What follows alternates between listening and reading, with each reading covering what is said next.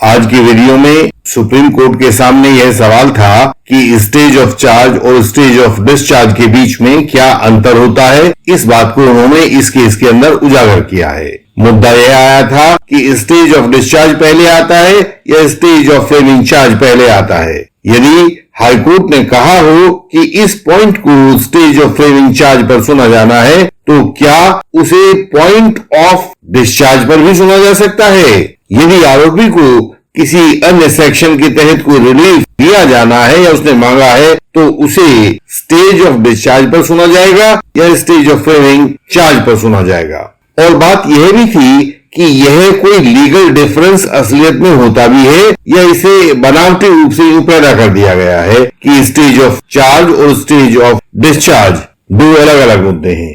इस बात को सुप्रीम कोर्ट ने डिसाइड किया है। इस केस के अपलेंट चंडी पुलिया पर 2002 में एक व्यक्ति अजय के अपहरण का मामला रजिस्टर किया गया, एफआईआर हुई, मुकदमा चला। 8 साल तक चंडी पुलिया पर केस चलता रहा। उसके बाद सन 2010 में वह उस केस से बरी हो गया। मूल घटना के 9 साल बाद और उसके बरी हो जाने के 1 साल के बाद जून 2011 में पुलिस ने दूसरा केस रजिस्टर किया कि जिस व्यक्ति अजय आचार्य के अपहरण के केस में चंडी पुलिया बरी हुआ है, उस अजय आचार्य का कंकाल अब जाकर मिला है। अतः अब चंडी पुलिया पर फिर से अजय आचार्य के मर्डर का मुकदमा चलाया जाए। चंडी पुलिया ने महसूस किया कि उसे न्याय पाना होगा और न्याय की आस करता हुआ वह चंडी पुलिया हाईकोर्ट में पहुंचा। उसने सेक्शन 482 सीआरपीसी की पिटीशन को लगाया। सारा मामला बताते हुए कहा कि इस दूसरी एफआईआर और इससे पैदा होने वाली क्रिमिनल प्रोसीडिंग्स को क्वैश कर दिया जाए। हाईकोर्ट ने इस सेक्शन 482 सीआरपीसी की पिटीशन को डिसमिस कर दिया, करते हुए कहा कि ये सारी बातें जो आप हमारे सामने लेकर आए हो, इसे ट्रायल कोर्ट के सामने फ्रेमिंग ऑफ चार्ज के वक्त रखना। हाईकोर्ट का यह निर्देश सुनकर आरोपी चंडी पुलिया ने ट्रायल कोर्ट में 227 सीआरपीसी की एप्लीकेशन लगाई और कहा कि मुझे डिस्चार्ज कीजिए क्योंकि मैं हाईकोर्ट से आया हूं, वहां से उन्होंने ऐसा निर्देश दिया है।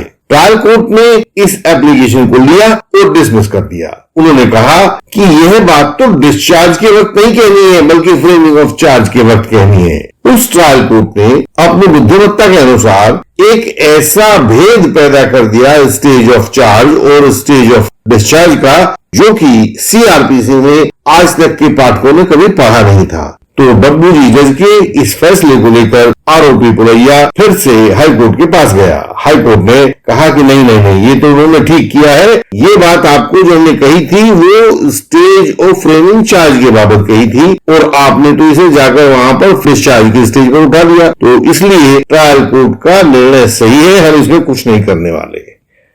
हर कर आरोपी ने सुप्रीम कोर्ट में अपील फाइल की। हमारा निवेदन है कि आप विद्वान लोग हैं, व्यूअर्स हैं, इस वीडियो को आगे देखने से पहले गूगल पर एक टर्म सर्च करें जिसको कहते हैं बुजकशी।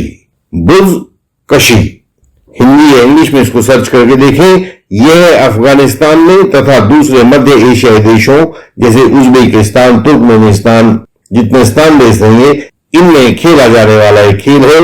घुड़सवारों की 2 हथियारबंद टीमों के बीच में एक बछड़ा छोड़ दिया जाता है, उसके मरने तक उसकी पिटाई की जाती है और मरने के बाद उसकी लाश को अपने गोल की तरफ घसीटा जाता है।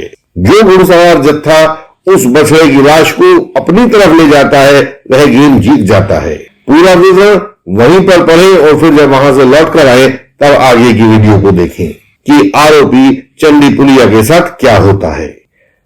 आज के केस का नाम है Chandi Pulia versus the state of West Bengal.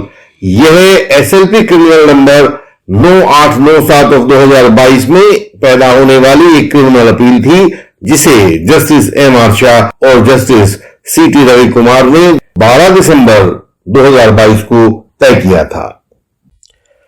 Indian legal system की ऑनलाइन इंटेंसिव लीगल कंसल्टेशन अपने व्यूअर्स की कानूनी समस्याओं का उपचार देती है। छोटी समस्याओं के लिए 20 मिनट वाली कंसल्टेशन और विस्तृत समस्याओं के लिए 40 मिनट वाली कंसल्टेशन सब निदान आपको प्रस्तुत कर देती है। हमारे सैकड़ों व्यूअर्स इससे नियमित लाभ पाते हैं और अपने केसेस में अपनी समस्याओं का हल ढूंढ लेते हैं। व्हाट्सएप मैसेज के द्वारा आप भी अपॉइंटमेंट फिक्स करवाएं। अपोनेंट चंडी पुलिया की तरफ से यह तर्क रखा गया कि डिस्चार्ज की स्टेज फ्रेमिंग ऑफ चार्ज की स्टेज से पहले आती है, अतः पहले ट्रायल कोर्ट को डिस्चार्ज पर अपना मत व्यक्त करना होगा। इसीलिए आरोपी ने ट्रायल कोर्ट के सामने application under section 227 CrPC read with section 300 part 1 CrPC लगाई थी। हमारे विद्वान व्यूअर्स जानते होंगे कि सेक्शन 300 पार्ट 1 सीआरपीसी के मुताबिक एक ही अपराध के लिए या उन्हीं फैक्ट्स के ऊपर आधारित किसी दूसरे अपराध के लिए किसी भी व्यक्ति पर एक से अधिक बार मुकदमा नहीं चलाया जा सकता है। एक बार मुकदमा चलाने में जो फैसला हो गया वही फैसला उसका रहेगा। तो यहाँ आरोपी का कहना था वो क्योंकि बरी हो चुका है उन फैक्ट्स के ऊपर, तो अब उसके ऊपर दोबारा उन्हीं फैक्ट्स के ऊपर मुकदमा नहीं चलाया जा सकता है। सुप्रीम कोर्ट ने कहा कि आरोपी ने ट्रायल कोर्ट के सामने एप्लीकेशन अंडर सेक्शन 227 सीआरपीसी के साथ साथ सेक्शन 300 पार्ट 1 सीआरपीसी की एप्लीकेशन को भी लगा दिया था।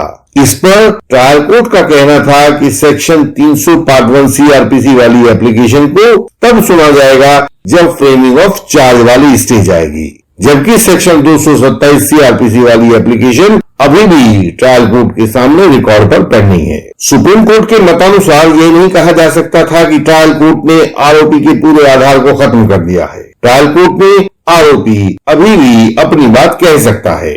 इसके बाद सुप्रीम कोर्ट ने यह ध्यान दिया कि डिस्चार्ज कैसे मिलता है और सेक्शन 227 सीआरपीसी के ऊपर उन्होंने अपना मत व्यक्त करते हुए कहा कि केस का रिकॉर्ड उसके साथ लगाए गए दस्तावेज देखने के बाद आरोपी को और उसके बाद प्रोसिक्यूशन को सुनने के बाद यदि जज को लगता है कि आरोपी के खिलाफ आगे की कार्रवाई के पर्याप्त आधार नहीं है तो वह अपने कारणों को रिकॉर्ड करते हुए आरोपी को डिस्चार्ज कर देगा। कोर्ट ने कहा कि यदि आरोपी को डिस्चार्ज नहीं किया जाता है तो उसके खिलाफ चार्ज लगाते हुए आगे बढ़ा जाएगा। इस प्रकार आरोपी के एडवोकेट का यह तर्क ठीक है कि stage of discharge is prior to the stage of framing charge. Supreme court ने आगे कहा कि यह तर्क इसलिए ठीक जान पड़ता है कि यदि आरोपी का केस एक बार स्टेज ऑफ फ्रेमिंग चार्ज पर चला जाता है तो यह लौटकर स्टेज ऑफ डिस्चार्ज पर वापस नहीं आ सकता है। तो आरोपी को रिलीफ दिए जाने संबंधी जितनी भी परिस्थितियों पर विचार किया जाना होगा वह सब स्टेज ऑफ डिस्चार्ज पर ही किया जाना संभव हो सकेगा। स्टेज ऑफ फ्रेमिंग चार्ज पर रिलीफ दिए जाने संबंधी परिस्थितियों पर विचार करने से कुछ लाभ नहीं होगा, क्योंकि सेक्शन 228 सीआरपीसी जहां पर हम चार्ज फ्रेम करते हैं के बाद तो केवल ट्रायल की ही स्टेज आती है। 228 में सेक्शन 228 सीआरपीसी में चार्ज फ्रेम करते समय आरोपी को डिस्चार्ज करने के लिए वापस सेक्शन 227 सीआरपीसी की स्टेज पर नहीं आया जा सकेगा। इसलिए सेक्शन 301 सीआरपीसी की एप्लीकेशन भी सेक्शन 227 सीआरपीसी में स्टेज ऑफ डिस्चार्ज के समय ही विचारित की जाएगी। उन्होंने आगे कहा, साथ ही सेक्शन 300 पार्ट 1 सीआरपीसी का रिलीफ अब इस कोर्ट के द्वारा इस स्टेज पर नहीं दिया जा सकता। देखिए सुप्रीम कोर्ट क्या कह रहा है कि यह रिलीफ जो सेक्शन 301 सीआरपीसी का है वह हमारे द्वारा नहीं दिया जा सकता है, क्योंकि जब आरोपी पहली बार हाईकोर्ट के पास सेक्शन 482 सीआरपीसी में एफआईआर और उसकी प्रोसीडिंग्स को क्वैश करवाने के लिए गया था तो हाई कोर्ट ने कहा था कि सेक्शन 301 सीआरपीसी वाले आर्गुमेंट को फ्रेमिंग ऑफ चार्ज के स्टेज पर सुना जाए। सुप्रीम कोर्ट ने कहा कि अब हम केवल इतना कह रहे हैं कि फ्रेमिंग ऑफ चार्ज वाली स्टेज कहना गलत है, इसे डिस्चार्ज वाली स्टेज ही कहा जाए। और अब trial court section 300 part 1 CrPC के आर्गुमेंट को दोबारा सुनकर डिसाइड करें। सुप्रीम कोर्ट ने तर्क दिया कि क्योंकि ट्रायल कोर्ट ने एक गलती की और हाई कोर्ट ने ट्रायल कोर्ट की उसी गलती को मंजूर करके उसके ऊपर एक और गलती कर दी कि स्टेज ऑफ डिस्चार्ज और स्टेज ऑफ चार्ज दोनों अलग अलग चीजें होती हैं, इसलिए अब हम अपनी शक्ति का प्रयोग नहीं कर सकते हैं। सुप्रीम कोर्ट ने कहा कि हम दोबारा से आरोपी को वहीं ट्रायल कोर्ट के पास भेज देते हैं ताकि ट्रायल कोर्ट दोबारा से डिसाइड करे कि वह इस बात को सुनने वाला है कि नहीं सुनने वाला है। लोग कह रहे हैं कि मामला सुन्न कर देने वाला मामला है। यह निर्णय सुप्रीम कोर्ट के पास से आया है तो इसमें कानून की अंतिम व्याख्या तो होगी ही, कानून भी पूरा सही होगा, लेकिन बहुत ढूंढने पर भी इसमें उस किस्मत के मारे अपोनेंट चंडी पुलिया की मुश्किलों को, उसकी अनुभूतियों के प्रति किसी कोर्ट का कोई ध्यान जाता हुआ नहीं दिखाई देता है।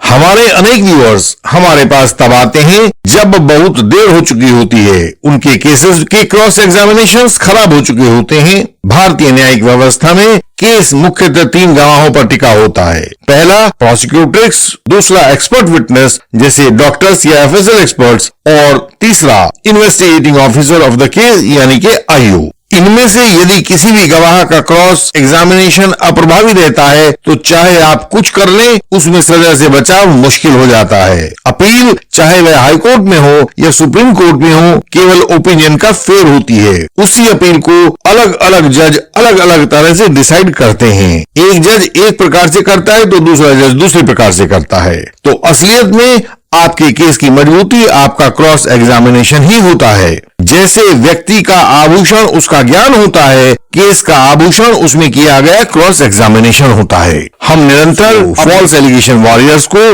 तथा यंग एडवोकेट कलीग्स को अपने क्रॉस एग्जामिनेशंस निरंतर भेजते रहते हैं। आप भी इंडियन लीगल सिस्टम के बेहतरीन व बेजोड़ क्रॉस एग्जामिनेशंस का लाभ लीजिए। क्रिमिनल ट्रायल में दूसरा अवसर नहीं मिलता है, जो अवसर आपको मिला है क्रॉस करने का उसे गंवाइए नहीं।